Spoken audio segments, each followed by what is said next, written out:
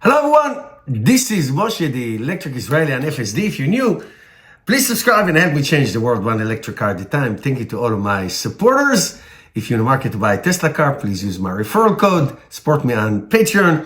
Today we're going to talk about the Tesla Model Y. The best-selling car in the world. Overall, not the best-selling electric car, the best electric car in the world. But I'm sorry, the best-selling car in the world. Electric or not electric, that's number one.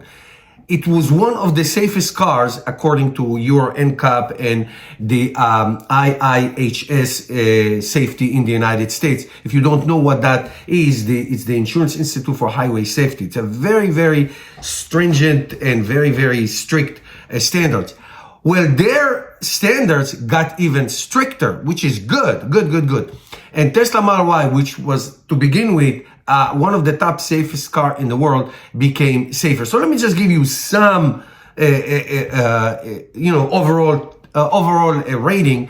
Their rating is very simple. It's good, that's green, and acceptable, that's yellow, marginal, that's orange, and poor, that's red. So now in these categories, and I'll read you a few. Small overlap front is good. Okay, moderate overlap front, updated test is good. The side impact is good. Headlights good. Front crash prevention, pedestrian is good. The only thing that they got acceptable is latch easy use. Let me explain to you what that is, and I can attest that. The clicker, that base where you click the seat belt in the rear seat is like really deep. Very, very deep. It's hard to find. Sometimes some passengers I take, it's hard to find. Then also when you set up a seat for children, it's very, very hard to get. Okay, very hard to do. I take it back. Not very hard, but it's too deep in the seat. It's too deep in seat.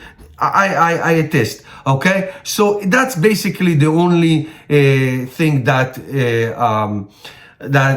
they came to be acceptable. It's acceptable. It's not like poor. It's acceptable. And listen, you raise it up by quarter of an inch, you solve the problem. Really, it's really deep. Sometimes people just cannot find it, especially if you sit on the right side behind the passenger. It's like they're both together. If you can imagine this, they're both together. It's just hard to see, to get to it. It's not so accessible. It's not so easy to use. So sometimes people try to latch it in the middle seat passenger, middle seat, rear seat for the guy who sits in the middle. So, and it doesn't go through until you really have to feel it. So it's not so easy to find and accessible. That's it.